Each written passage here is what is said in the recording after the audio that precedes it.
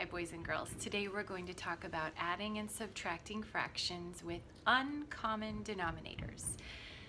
Here's the truth. You cannot actually add or subtract fractions with uncommon denominators. In order to add or subtract fractions, you have to have common denominators.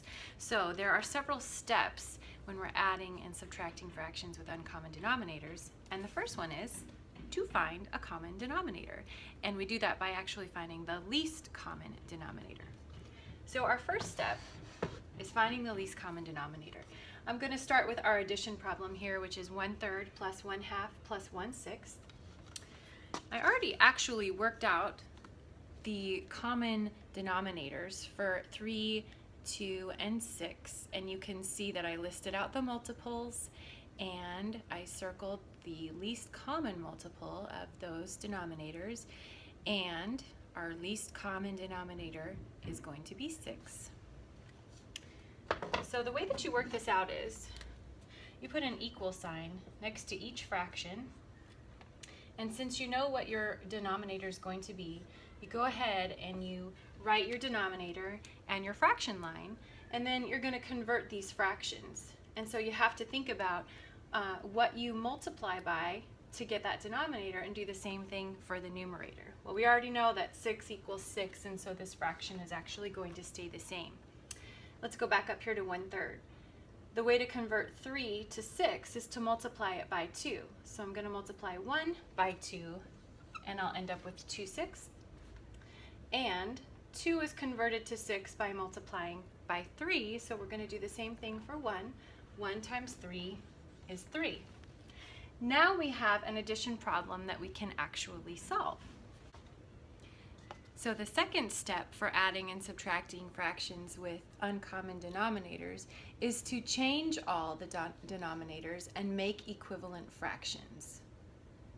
And then the third step is to add as usual. So we know how to add 2/6 plus 3/6 plus 1/6. 2 plus 3 is 5, and plus 1 more is 6, so we end up with 6/6. Now, of course, we can't have 6/6 for an answer because that's an improper fraction. 6/6 actually equals 1. And because we have a lot of steps going on and we're showing a lot of work, and then we have a fraction that we also had to convert to a whole number, I want you to make sure that you circle your answer so that there's no confusion. So there's our completed problem, and here are the steps, so you can write these in your notes. Step 1 is to find the least common denominator. Step 2 is to change all denominators and make equivalent fractions. Step 3 is to add as usual. And step 4, reduce or change to a mixed number if necessary. These are going to be the same steps for subtraction, except instead of the words add, you're going to subtract. So let's take 1/2 minus 1/3. So I'm going to skip count by 2 and skip count by 3 to find my least common denominator. So I'll do 2, 4, 6, 8, 10. And I'll do 3, 6, 9, 12, 15. And I already can see that I've got my 6 for my least common denominator. So I'm going to put my 6 in my fraction bar. Okay, so I convert this 2 to a 6 by multiplying it by 3. 2 times 3 is 6, so 1 times 3 is 3. 3 turns to a 6 by multiplying by 2. So 3 times 2 is 6, and 1 times 2 is 2. And now I can subtract. 3 minus 2 is 1, and of course my fraction is 1/6. Then I'm going to go ahead and circle that answer so that I can make it obvious that it's my answer. For your practice, I would like you to add 4 and 1/2 plus 6 and 1/3. And I'd like you to subtract 4/5 minus 3/10.